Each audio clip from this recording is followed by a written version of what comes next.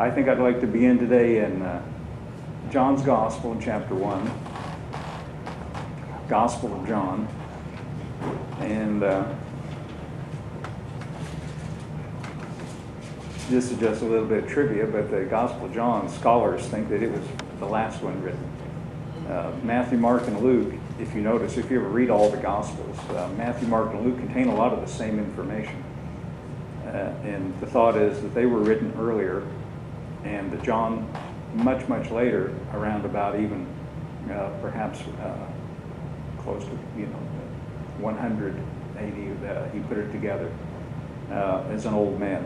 And evidently he had in mind to include information that was not in the other Gospel, because there's not much in common between John and Matthew, Mark, and Luke. But at any rate, John's Gospel is very interesting, and he has a little more theology in his Gospel than the others do. The others are more or less the accounts of what Jesus said and did. John gives us a little more of a theological look at things.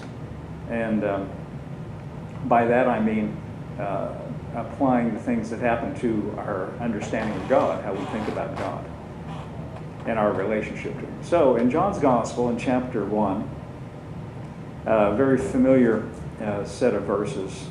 In verse 11, let's start there. John says, speaking of Jesus, said, "He came unto his own, and his own received him not." Now, by his own, he means the first century nation of Israel. This is the last generation of the chosen covenant people of God under the old covenant. You remember at the Last Supper, Jesus took the cup and he said, "This is my blood of the new covenant," or the New Testament, shed for many. And pointing out that as he shed his blood on the cross, he was initiating or inaugurating a new covenant. And so what happened to the old covenant? Well, the old covenant came to an end. There's no such thing as two simultaneous covenants with God. He had to conclude the old one. And he did that also at the cross. He, at the same time, concluded the old covenant and inaugurated a new covenant. And so one of the things he did during his earthly ministry was he came unto his own. His own meaning the old covenant people of God. And they were living in a critical generation. And again and again and again, more than once, not just in one place, but many places, he said, this generation, singling out the generation then living, not us. He was talking to them. He said, this generation will not pass away until all these things be fulfilled. And all these things will come upon this generation. And many things like that, singling them out. They were his own. And it says, they received him not. Now, of course, we know that some did. Paul calls that a remnant. Just a few. He had his disciples, and Nicodemus believed in him, one of the Pharisees. But most of the Pharisees, most of the leaders of the first century nation of Israel did not believe in him. And John tells us here that he came to his own and they did not receive him. Now, John's one of them that did, and a few did, but most didn't. And the leadership of the nation of Israel didn't. Now, I'm going out of my way to single that out so that you understand that I'm not talking about all Jews of all time anywhere, and especially not today. We're not talking about the nation of Israel today or Jewish people today. We're talking about the first century people of God, the Jewish nation of Israel. He came to them and they did not receive him. And that's pretty clear when you read the Gospels, especially the leadership, the Pharisees and the scribes. They were constantly trying to trip him up and find ways to accuse him, and conspired ultimately with the Romans to have him put to death. They did not receive him. But verse 12 says, as many as received him. Now it says they did not receive him, but it says as many as did receive him. Now that's all of us. And by the way, when it says receive him, that's just a way of saying accept him. Or, I like to put it this way. If somebody comes to your house, you have a choice about whether you let them in or not. And if you let them in, we call that you receive them. You receive them into your house. Now, sometimes you might look out through the window or the peephole and decide you want to play possum and pretend like you're not home. And I've done that before sometimes. I hate to admit that, but from time to time, now I wouldn't do that with any of you. Anyway, you have a choice, in other words, who you receive into your house. And that's the sense in which it means those that received him. We accept Jesus into our lives, or ask him to come in. That's how we say it sometimes. Ask Jesus to come into your heart. That's a good way to say it. And John here actually says it another way here. But listen to this. As many as received him, by that he means Christians. And oh, by the way, that could include Jews or Gentiles. In other words, this new covenant is a bigger circle, and it includes anyone who receives him, anyone who believes in him, irregardless of your ethnic background or any other consideration. Paul says there's neither male nor female, bond or free, Jew or Gentile. None of those differences make any difference anymore. None of those distinctions make any difference. As many as received him, listen to that, to what it says about that. To them, and by the way, he means to you, to them he gave the power. And that word power there in the margin, it says it means right or privilege. It doesn't mean force, it means privilege or right, or you might say the authority or the right or the privilege.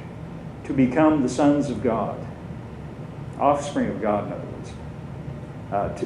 Even to them that believe on his name. Now he gives another little word to it, believe in him, believe on his name.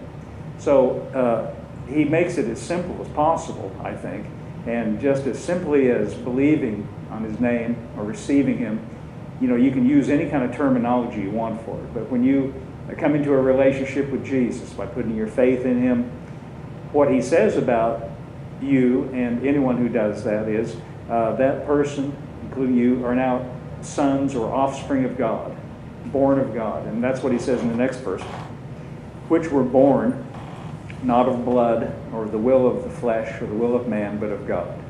Now he says all that about those who believe in him, including us, born of God. Now, a little later in John's Gospel, in chapter 3, I'm sure you've read it before, and we've read it too here. A man named Nicodemus came to Jesus by night, and he said, no one can do the things you're doing except God is with him. And Jesus said to Nicodemus, unless a man be born again, or born from above, he cannot see the kingdom of God. And Nicodemus said, how can a man be born when he's old? Thinking naturally, physically. In other words, it didn't make any sense. And Jesus said, that which is born of the flesh is flesh, but that which is born of the Spirit is spirit. So what we're talking about here is the same thing Jesus talks about in chapter 3. We're not talking about physical, we're talking about spiritually, in your spirit, on the inside of you. The part of you that goes to heaven when your body dies. Your body stays here, and your spirit goes to heaven. That part is born again. Not the outside, the inside, spiritually speaking.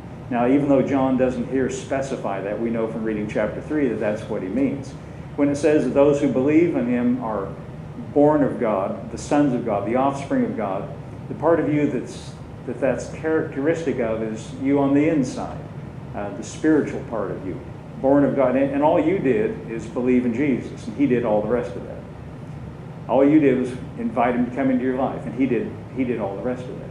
But you can consider yourself now connected by virtue of spiritual birth, born of God, his offspring. That's what he said, they're sons of God, even to those that believe on his name. Now keep that in mind. The same John that wrote this gospel also wrote 3 little epistles or letters. And those are found at the end of the New Testament, right before we get to Revelation. And I want to go look at something John says in 1 John. This is his first epistle, way back at the end of the New Testament. 1 John chapter 3 and verse 1. 1 John chapter 3 and verse 1. This is his first epistle. I like something I read one time in a Sunday school class. They were asking kids little trivia quizzes type information, and the question was, what are the epistles? And this child said, the epistles are the wives of the apostles. But no, that's not right. The epistle means a letter, and so we call these the epistles, and these are letters. This is John's first epistle, not his wife, but his first letter. Anyway, 1 John chapter 3 And verse 1 says, "Behold," John is writing here, "what manner of love the Father hath bestowed upon us." In other words, he's saying, take a look at the magnificent quality of love, the kind of love, the greatness of God's love, that we should be called the sons of God. Now, this is the same terminology that he used back in his gospel. He said, those who believe in him, those who received him, are now his offspring. He says, now think about how much he loves us, that is the case. And he says, therefore the world knoweth us not because it knew him not. And just like he said back in the gospel, they didn't receive him. And he's making the same thing, application about us. But now he goes on to talk about what this means, that we are born of God, the sons of God. Verse 2 says, "Beloved, now notice the word now. Now, right now. Now are we the sons of God." Now just hold that thought just for a second. See, this is exactly what he was saying back in the Gospel of John that we read. To as many as received him, to them he gave the privilege to be called the sons of God. And he's emphasizing that again here, and he's saying, and that's something that's true right now. It's not something that's going to happen to you when you die and go to heaven. Right now, you're the Son of God, a Son of God. Jesus is the Son of God, and because we believe in him, we are in the same status that he is. And that's pretty remarkable. No wonder he said, "Behold, what manner of love the Father hath bestowed upon us." But right now, we are the sons of God. We are his offspring at this very moment. Again, we know he's talking on the inside, spiritually speaking. Now listen to this. Now we are the sons of God, and it doth not yet appear what we shall be. He says, right now we are, but there's something else that does not yet appear. Now what he's talking about now is the outside. He said, it doesn't yet appear what we shall be. He says, right now we're the sons of God, but it doesn't yet appear what we shall be. But we know that when he shall appear, we shall be like him, for we shall see him as he is. Now he's talking about our physical, our outsides. He says, right now we're the sons of God on the inside, but when he appears, we'll be like him, and we'll see him as he is, and then the work will be complete. But here's the point.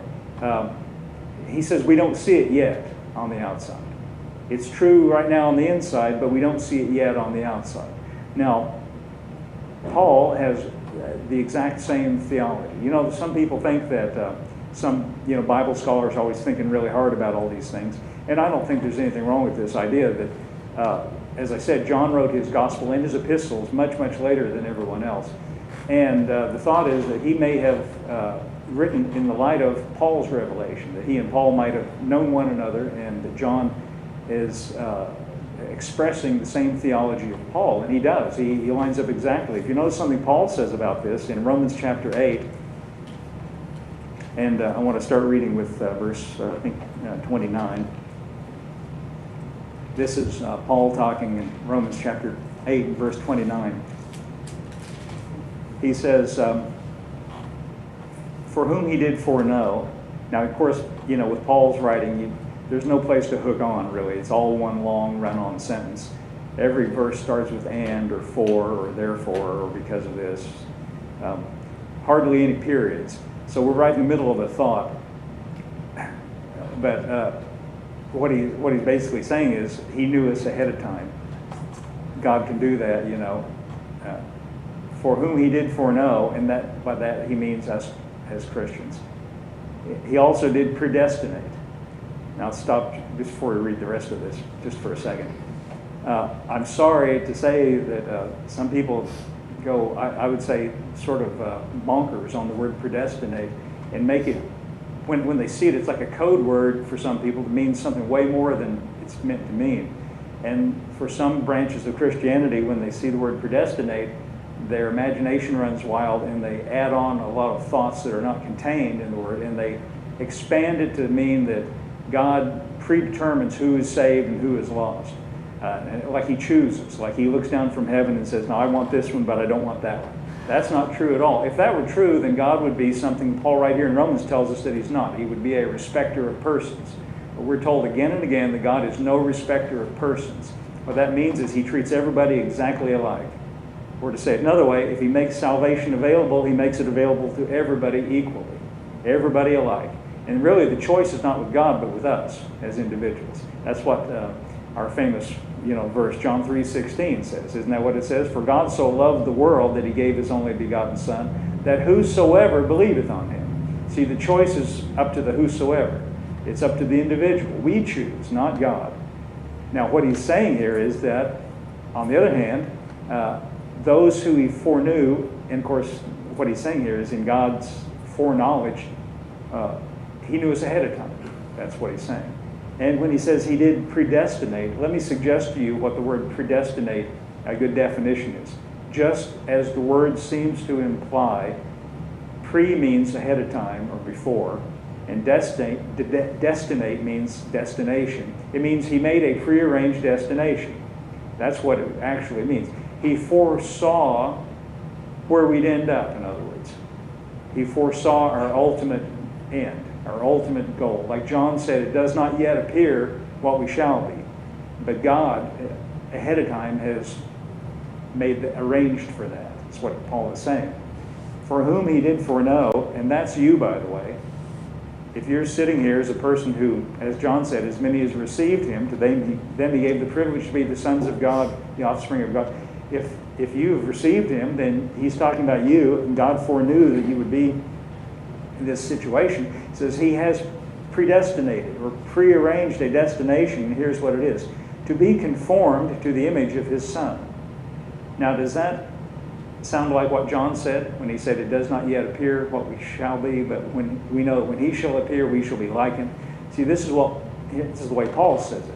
He knew ahead of time, and he made an arrangement. He has planned ahead of time that we would ultimately be conformed to the image of his Son. Now, you might, at this point, a person might stop for a minute and say, and by the way, I've had conversations with people where they'll respond and say, well, you don't know about my life, as though that makes any difference. But here, let me say, as though you might turn around and look at your life and say, well, my life doesn't seem to reflect that in some respect. Well, you know what? John already told you. He said, it does not yet appear what we shall be. I'd like to compare it to a construction site. You know, when a beautiful mansion, a beautiful home is being built, when it's under construction, it looks like a mess. Have you ever driven by a construction site? Have you ever been around one? It can look like an awful mess. No grass, just dirt and weeds, unwanted weeds growing in the yard, and maybe no walls on the thing, and tools everywhere, and there might be a sign out front that says under construction. Well, you wouldn't drive by and say, boy, I'm glad I'm not living there. But no, it's not finished yet, you see. It's under construction. And that's a little bit like how our lives are like during this. You know what John said is it doesn't yet appear, but when he shall appear, we'll be like him. For the ultimate goal, God says what does this verse say? He predestinated us to be conformed to his image. Now, it sounds to me like that God made a plan, and God's at work on a plan, and he's got it under construction. He's the master builder, and we're the project. And so we can't afford to get disturbed. Let's see, I got another one that says the same thing. Phil, and we've read this before. Look at Ephesians chapter 2, verse 10. Here's another one that says it in a little different way. It says, for we are his workmanship. In other words, he's at work and we're the object of his work. We are his workmanship, created in Christ Jesus unto good works which God hath before ordained. There it is again. He has pre-planned ahead of time, and he's at work bringing it about. You see in this verse, even this verse talking about good works, the only person Paul's talking about working is God. Did you notice that? For we are his workmanship. He doesn't say we better get busy. He says he is at work and we are the object of his work. You know, imagine your life and a sign on top of it says under construction. Is that okay? Under construction. Now, I hope you're not sitting out there thinking, well, not my life, I'm perfect. I know. But see, here's the thing I want you to understand. We are sometimes painfully aware of our own faults and flaws and shortcomings. But I think what God would want to enforce on our minds is Don't get discouraged. You're under construction. Here's another one. This is in Philippians chapter 1, verse 6. I'm just going to give you all these to kind of mix them all together here. This is the King James translation. He says, being confident. Now wait, before we go on. I like it when he says being confident.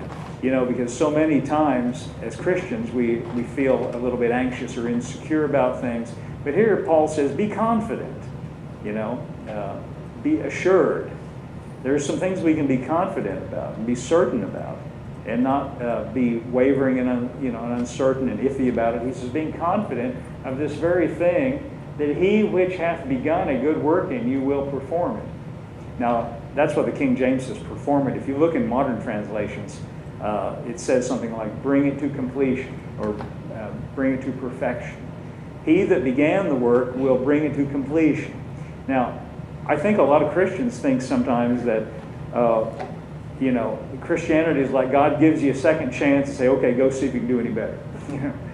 Listen, if that's all it is, if he just gives you a second chance and says, go and see if you can do any better, well, chances are, if it's left up to us, maybe we might do a little better, but we're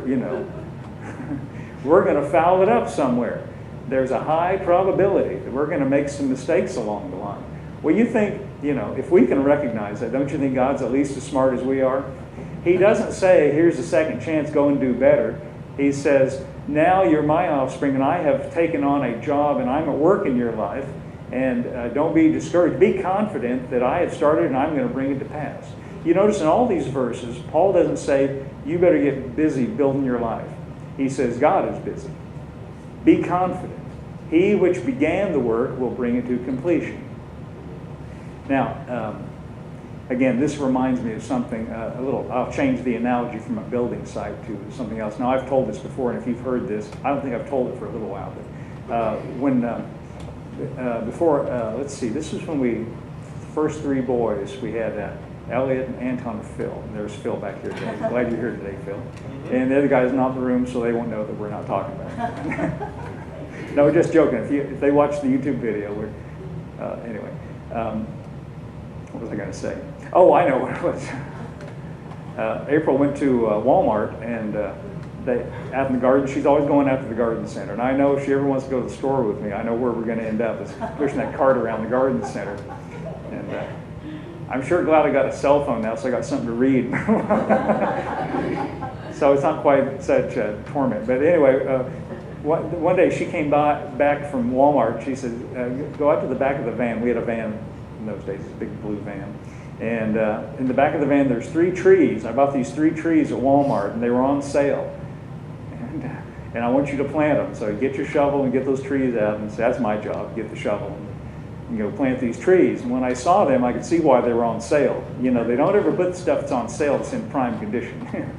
These trees just look pathetic. And the one especially that made me laugh was this one that said apple tree on it.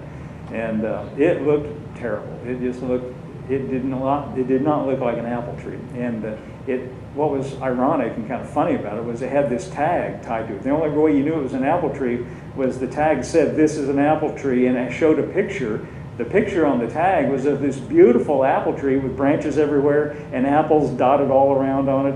This beautiful, like you might see out in a field somewhere, and like you might sit under the branches in this shape. And this thing's like a dead broom handle in a burlap bag. And it did not look like the picture on the tag. I'm telling you, it did not resemble the picture on the tag. So it wasn't my job to ask questions like that. So my job was to dig the hole and plant it. It didn't even look alive. I'll tell you, it looked like a stick, a dead stick. But I planted it, and I dug the hole, and we put the water on it, and every day came and watered it, And by the way, that sort of reminds me of, and I can't help but mention this, and you'll understand the analogy. So once I had the thing planted, what would you think of me if I every Sunday morning yanked it out of the ground and shook it around and threatened it? And put a fire under it. You think, threatened it with throwing it into a fire. Do you think it would grow under those if I uprooted it every once a week and threatened it? How well do you think it would grow under those circumstances? It would never grow, you see. And you understand the analogy I'm making. We don't grow as Christians under that kind of treatment either. it's the goodness of God. It's the grace of God is the message. That see, the way we grow is being confident in things. And likewise, with that tree, if I'd uprooted it every time I saw it and threatened it and yelled at it, so where's the fruit? I want to see some fruit. You don't look like you're supposed to look, you know. It would never grow, you see. But I had a little more sense than that, and so I kept it planted, and I watered it. And I remember a whole year went by. Get this now, a whole year. And it started putting out some leaves, no fruit. Another year went by. I kept it planted, kept it watered, no fruit. Another year went by. And after a while, no fruit. After a while, I just quit looking at it. I just kept it watered. But I just, you know, gave up on looking at it.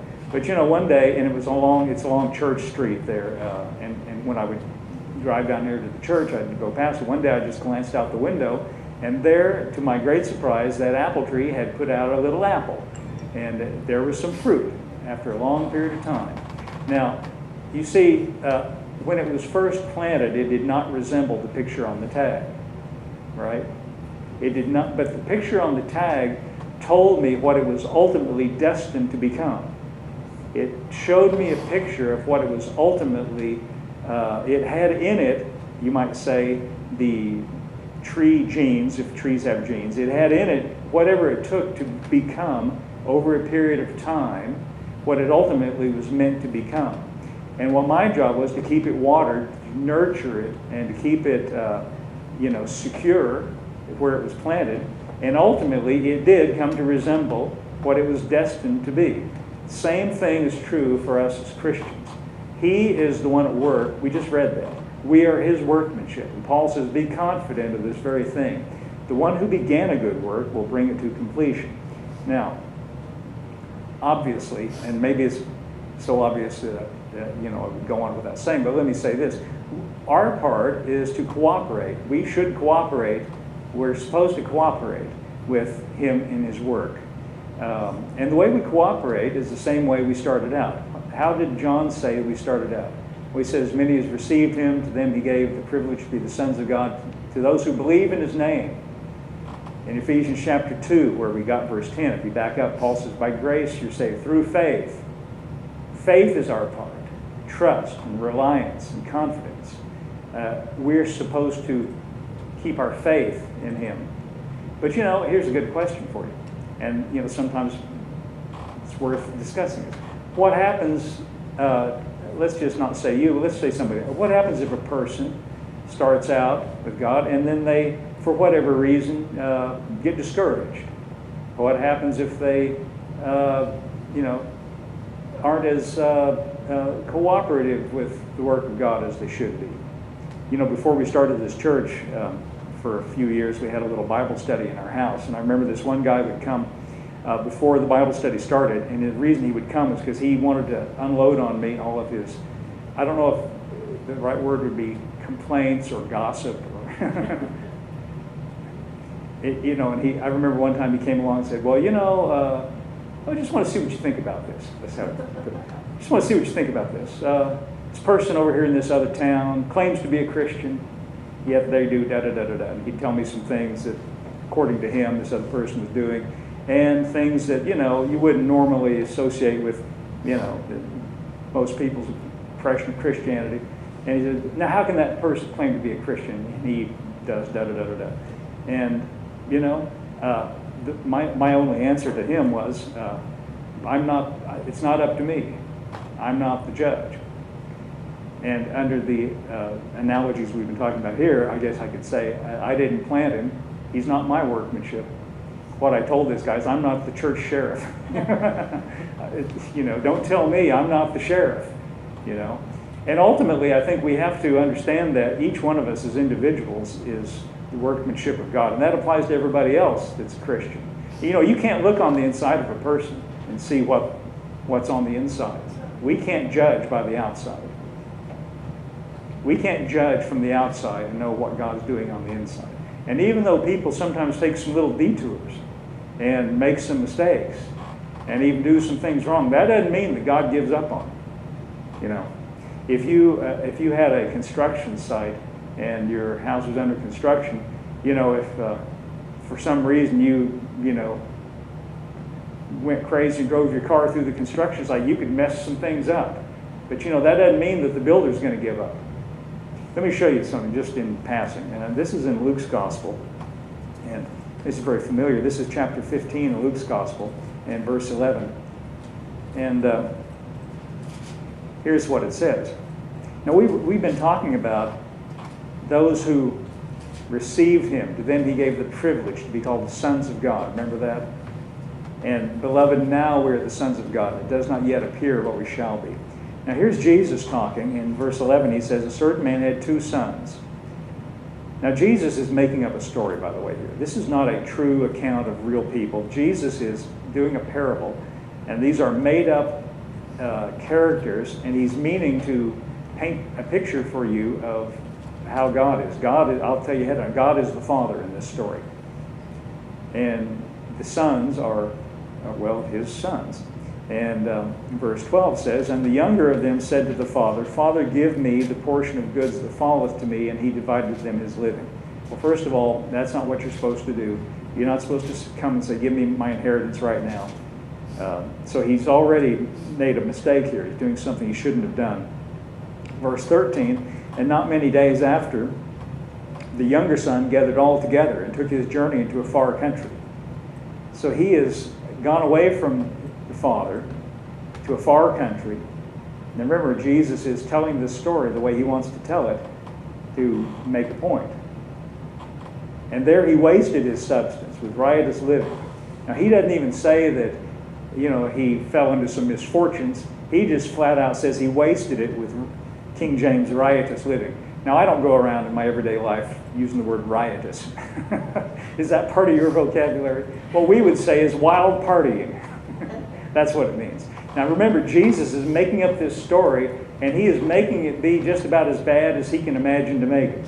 He's saying this son got his inheritance from the father while the father's still living, and then he just went out and blew it and wasted it. Now, you might think, from a human perspective, the father might say, well, that's it for you. I've had enough of you. I'm writing you out of the, Xing your name off the list, But did you notice in this story, Jesus never does attribute any of those kinds of reactions to the Father? He wasted his substance with riotous living, and when he had spent all, he wasted it all, in other words. Blew it all, what the Father had given him. There arose a mighty famine in that land, and he began to be in want.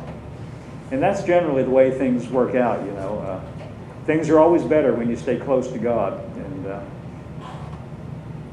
when people go away, generally they find themselves in trouble, just like him. And he went and joined himself to a citizen of that country, and he sent him out into his fields to feed swine. Now, he's not only lost his inheritance, but now he's in a terrible circumstance, eating among the swine. That's pigs, by the way, just in case you don't know what swine are.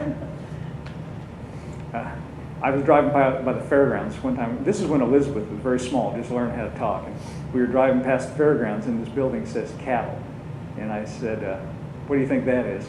And she said, cows. Well, that's good. And we came to another building that said swine. And I said, what do you think's in there? And she said, swans. Well, that's good. I get her logic. That's cute logic, But no, swines are pigs. This is a nasty situation he's got himself in. And not only that, not only does he have to feed the swine, the pigs. Verse 16 said, he would fain have filled his belly with the husks that the swine did eat, and no man gave unto him. He is in a terrible, terrible situation. And see, Jesus, again, let me remind you, he's making up this story, and he is portraying it the way he wants to. He wants to show you that this person did everything wrong. He went away from the Father. He blew everything. He's done everything wrong you can imagine. And he is in a terrible situation. And he would want to eat what the pigs are eating. He's degraded to the lowest possible station, you see. That's the way he's portraying it. He's about as low as you can get. That's the way he's wanting you to see this son. But look at what it says here, verse 17. This is such a great expression. When he came to himself. We read right over that.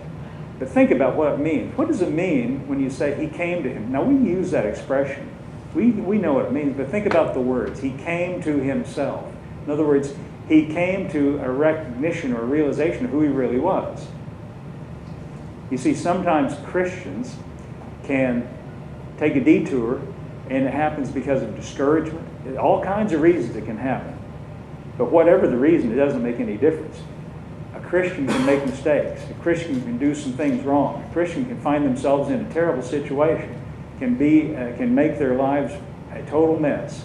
But you know, the good news about this is Jesus portrayed a situation, a hypothetical situation, and he said even in this extreme case, this person came to himself. In other words, he came to a recognition of what was really true about him. And when he came to himself, he said, how many hired servants of my father's? You see, when he came to himself, what he realized is, though I did everything wrong, and though I'm now in a pig pen, and though I am in total degradation and I'd rather eat what the pigs are eating, wait a minute, my father is still my father. In my father's house, the servants have enough bread to spare, and I perish with hunger. I will arise and go to my father.